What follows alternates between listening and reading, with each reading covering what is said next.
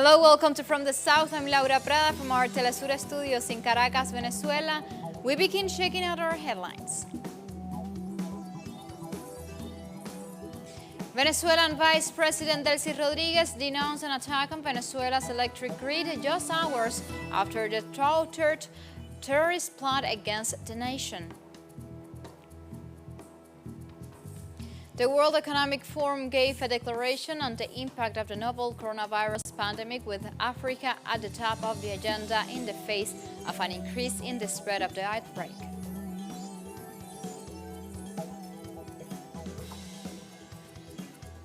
In Rio de Janeiro, citizens demonstrated to call to the government to attend properly the COVID-19 situation, for which Brazil reports 114,715 cases.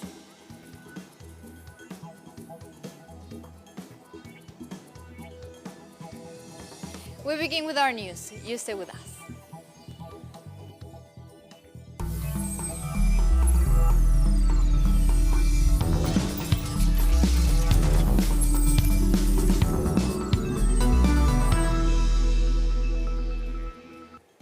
We begin with our news. Venezuelan Vice President Delcy Rodriguez denounced an attack on Venezuela's electric grid that affected several states just hours after the thwarted terrorist plot against the nation. Over the last few months, we have been given relevant information about the training camps in Colombia, where they are hatching plans to destabilize Venezuela. Plans to attack our homeland, to attack the Venezuelan people. As part of these plots, today we suffer an attack on the national electricity system. Fortunately, we have been restoring power at the national level. Vice President Delcy Rodriguez also informed of 6 new COVID-19 cases in the last 24 hours in the country. 6 new cases have been detected, 2 cases in the state of Bolívar, both women. One is 30 years old and the other 20. These were discovered at the border coming from Manaus. The other 4 cases are located in the state of Nueva Esparta. Executive Vice President Rodriguez made a call to the people to maintain the preventative measures after she reported the total cases in the country and highlighting the quantity of asymptomatic cases. We have 367 cases, which 44.7% are recovered cases, 164 cases recovered, 100 patients in Sentinel's hospital, 73 infected people are in comprehensive diagnostic centers, 20 are in private clinics, and unfortunately, 10 deaths. When we see the current condition of patients, I always refer to this important number of active cases. 116 cases are asymptomatic. Every day we remember that there are people who are not showing any symptoms or physical pathologies, but who are perfectly capable transmitter and carriers of COVID-19. Venezuelan Vice President of Communication Jorge Rodriguez this Tuesday denounced that the government of the United States and Colombia are taking advantage of the coronavirus pandemic as an opportunity to intensify attacks on Venezuela and attempt to sow chaos in the wake of an attempted incursion in the country. Quedan algunos elementos perfectamente claros. There are some clear elements. The first is the level of viciousness of a miserable state for a government like that of Donald Trump and his lackey Duque to take advantage of the circumstances that have the world in the process of fighting a pandemic that has cost thousands of human lives as an opportunity to sow more chaos and violence in Venezuela. Rodriguez also stressed that the Colombian government continues to allow its territory to be used to launch attacks against Venezuela. El gobierno de Colombia utiliza el territorio. The government of Colombia uses its territory to organize, train and provide logistics to all those who seek to commit acts of violence and aggressions against Venezuela, from the establishment of the military camps for mercenaries to the training and launch of a plan to assassinate President Nicolás Maduro with the consent of Iván Duque's government. En contra de Venezuela. The Venezuelan Vice President of Communication also revealed new evidence of the links between opposition lawmaker Juan Guaidó and U.S. military contractor Jordan Grodeau, who signed a contract for the coup plot against the Venezuelan government. Hi, Jordan. Nice to meet you. Hi, Mr. President. Nice to meet you. Thank you for the effort, for the time, and all the effort for our cause. My pleasure. Yeah. Como le dije antes, bueno. Si quieres hablar inglés, tú sale. Yeah. As we speak before, we have several meetings during these past weeks, and I think we're ready to sign. You have the contract in your hands, yeah. And the thing that we have to do is sign. He wants to see while you're doing it. We said before that we were having these documents by scanning, so we can print it here and sign it back. Okay. And I think that we'll be ready to start the whole thing. Okay. Are there any questions, Mr. President? Concerns? I know. A lot of concerns, but we will do the right thing for our country, and we are in a very hard humanitarian crisis, and we have to resolve this situation. Okay. Right. So with Sergio, all the confidence to him. So anything you want to sign? Yeah, you can do the sign. Okay, he signed in every page, like I said. Just in the front, yeah. And then he'll be signed in the last one. Oh, great. Okay, the last page. Both Spanish and English. You ready? Okay. ¿Quién me envía eso? About half an hour. Okay. Excellent. Gracias entonces. Let's go to work. Okay, Sir. that's. And Venezuelan President Nicolás Maduro revealed further details regarding the 2 U.S. mercenaries captured on Monday. Here I have the passport of Deadman Luke Alexander, born on the 22nd of January 1986 in Texas. Here's the passport.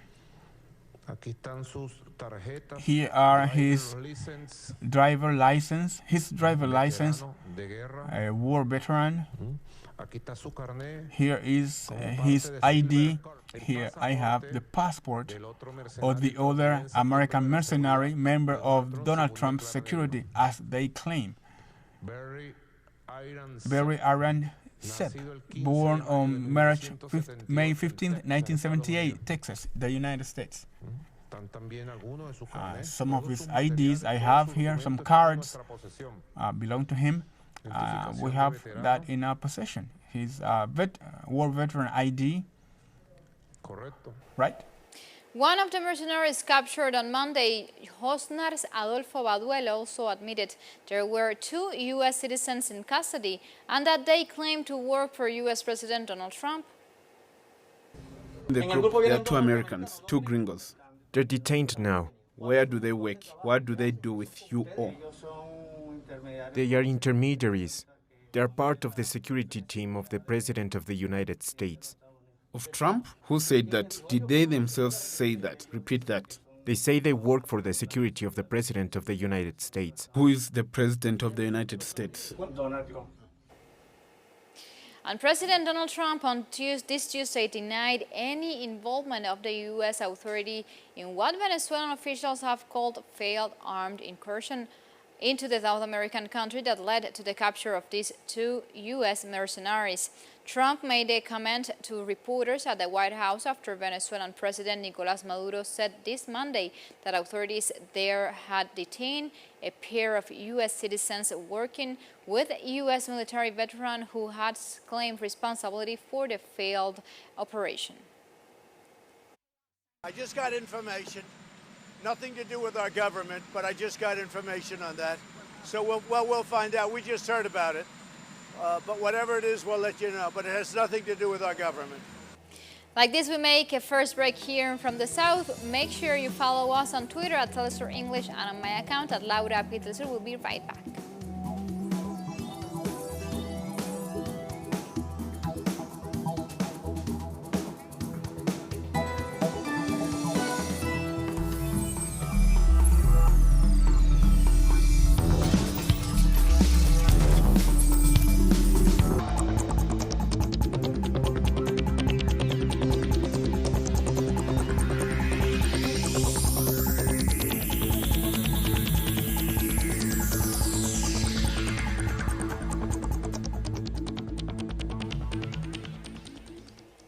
Back with our news, the World Economic Forum gave a declaration on the impact of the novel coronavirus pandemic, saying Africa is at the top of the agenda in the face of the risk of an increase in the spread of the outbreak. Yes, we should pay attention to COVID-19 aggressively, but make sure we protect those programs that are endemic all the time. So if you combine the death toll that results from malaria, TB, and HIV, each year, they exceed 1 million across the continent. So that's very, very important that we have to, at the same time, keep an eye on that and make sure that these programs are protected. We recall that during the Ebola epidemic in West Africa, more people died because of Ebola than from it, because of the interruption of treatments for malaria, HIV, TB, maternal and child health causes. As of this Tuesday, the confirmed COVID-19 death toll in the African continent stands at 1,843, according to the Africa Centers for Disease Control and Prevention. More than 47,000 cases have been confirmed so far. South Africa continues to be the hardest hit country in the continent, with more than 7,200 cases and 138 fatalities. While Egypt closely follows with over 6,800 cases and a death toll of 436. Morocco ranks third with more than 5,100 cases and 180 deaths, while Algeria takes fourth place with over 4,600 cases and 465 fatalities, representing the highest death toll of the African continent.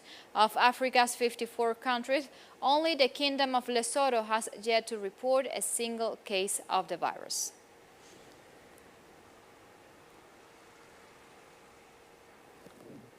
And more than 40 million people in West Africa are at risk of famine triggered by the global COVID-19 crisis. During a video conference from Geneva, officials of the World Food Programme announced that at least 43 million people will be faced with shortages of food in the upcoming month. The World Food Programme says they will sustain their assistance in the region, especially in places such as Central Sahel, the Central African Republic, Nigeria, and Cameroon. The organization has implemented systems to monitor the population most at risk.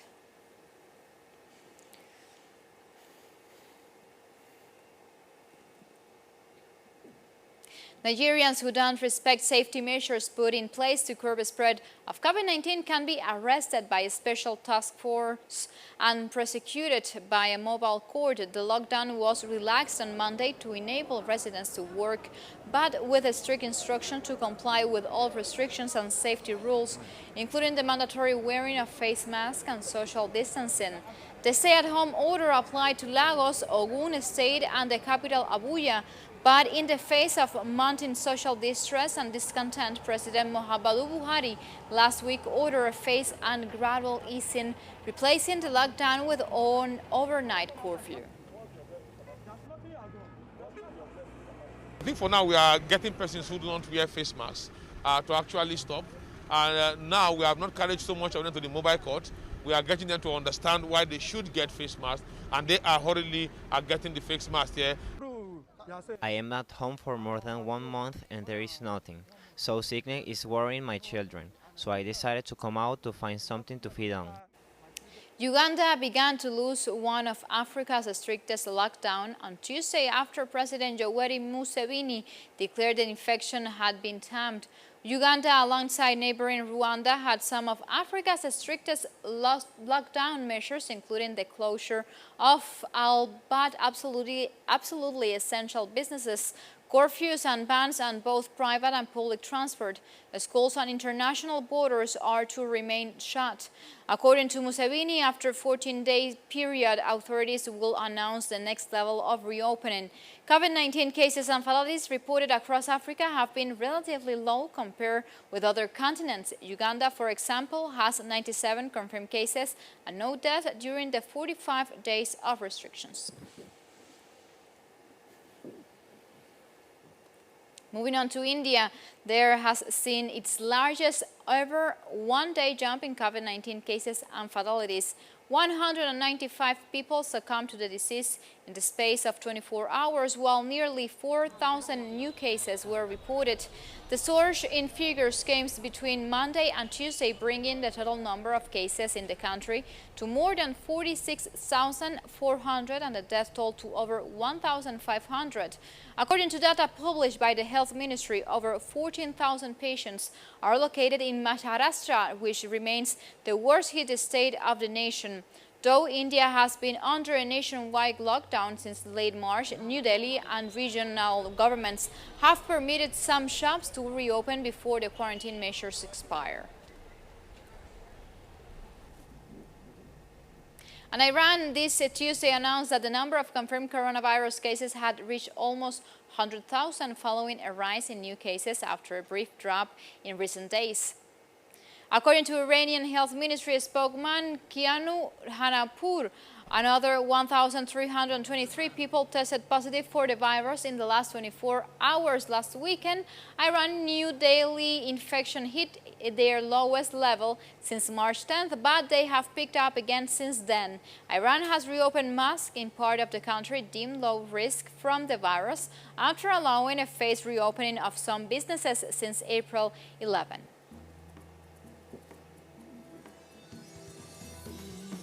Time for another and very short break. We'll be right back with more news.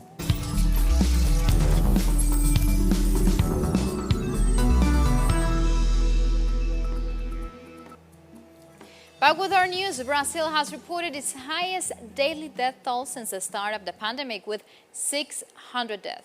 We have more news and more information about this latest update from Brazil, and we go there with our correspondent, André Vieira. Welcome, André. 600 deaths were registered in Brazil over the last 24 hours due to the COVID-19, a new record for the country. When compared to neighboring Argentina, this one-day death toll is more than double what Argentina has registered since the pandemic started. As Brazil records 7,921 deaths, Argentina registered 262. It's a tale of two presidents. On one side, Alberto Fernandez, who started a dialogue with the people and imposed movement restrictions since the first infections were detected, which in turn led to the low numbers of COVID-19 when compared with Brazil. On the other hand, the Brazilian president has minimized the pandemic, calling it a little flu, and has continuously called for and participated in public events on the streets without face masks, setting an example for his followers to disrespect social isolation. Beyond this health crisis, Brazil is also in the midst of a political crisis caused by President Jair Bolsonaro himself. On Tuesday, the testimony of former Justice Minister Sergio Moro was made public, who had accused Bolsonaro of political interference in the federal police. According to Moro, Bolsonaro wanted to be in control of the Rio Federal Police Superintendency, which is currently carrying out several investigations into the Bolsonaro family. Nonetheless, the Supreme Federal Court is continuing its investigations into whether the president committed the crime of political interference. Thank you, André. That was André Vieira from Brazil. And the number of COVID-19 deaths and cases continue to rise in Latin America. Brazil, as we were hearing, remains the worst-hit nation in the region with more than 110,000 confirmed cases and over 7,000 fatalities. It is followed by Peru with more than 51,000 positive cases and over 1,400 deaths. Meanwhile, Ecuador has officially reported more than 31,800 cases and 1,569 deaths.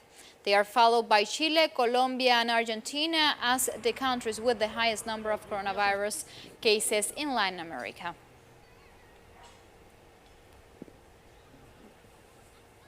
Moving on, the arrest, the director of the U.S. agency responsible for developing drugs to fight the coronavirus pandemic, filed a whistleblower complaint on Tuesday, accusing President Donald Trump administration of retaliating when he raised concerns. Rick Bright says in the complaint filed with a government watchdog that he warned about the virus in January and was met with hostility from Secretary of Health and Human Services Alex Azar and other high-ranking officials in the agency. Bright's lawyer argued that his removal as director of the Biomedical Advanced Research and Development Authority, a division of human rights, violated a federal law protecting government whistleblowers. The U.S. coronavirus death toll now is over 70,000, is the world's highest number. The United States has reported, as we were saying, over 70,000 deaths and about 30,000 new cases of COVID-19. Meanwhile, President Donald Trump has initiated the reopening of various states, but in New York, the hardest hit state in the United States, Governor Andrew Cuomo has reaffirmed his rejection of lifting the quarantine in the city. How much is a human life worth? That's the real discussion that no one is admitting openly or freely, but we should. To me, I say cost of a human life is priceless, period. Our reopening plan doesn't have a trade-off. Our reopening plan says you monitor the data, you monitor the transmission rate, you monitor the hospitalization rate, you monitor the death rate. World leaders and organizations have pledged $8 billion to research, manufacture, and distribute a possible COVID-19 vaccine and treatments. However, the United States has refused to contribute to the global efforts. Leaders from the European Union, United Kingdom, Saudi Arabia, Japan, and South Africa, as well as dozens of other countries, joined a virtual pledging conference this Monday. Governments aim to continue raising funds for several weeks or months to turn around the haphazard initial response to the pandemic around the world. The European Union officials said pharmaceutical companies that receive funding will not be asked to forego intellectual property rights on any vaccine or treatment, but they should commit to making them available worldwide at affordable prices. European Union diplomats confirmed that the United States, which has the world's highest number of confirmed COVID-19 cases and fatalities, was not taking part in this initiative. During today's event, some 7.4 billion euros was pledged for research and development for vaccines, diagnostics, and therapeutics. This was a powerful and inspiring demonstration of global solidarity. Today, countries came together not only to pledge their financial support, but to also pledge their commitment to ensuring all people can access life-saving tools for COVID-19. With this information, we come to the end of this brief, but of course you can find this and much more other information on our website, closerenglish.net, where you can read opinion articles, watch the special interviews, and of course find updated information of the COVID-19 numbers around the globe here on our website. On our top part of our website, we have all the information related to the COVID-19. There you have it here worldwide in Latin America and the Caribbean, and the most affected countries as you have it here: US 1,237,633 infected patients with COVID-19 and 72,271 deceased, and Spain being the second hardest hit country with 250,561 infected patients and 25,613 infected. These are the numbers. You can find them on our website, teleurenglish.net. Like this, we come to the end. The invitation is made. You continue with us with Telesur, always together, connecting our global thousands. And next time, thank you for watching.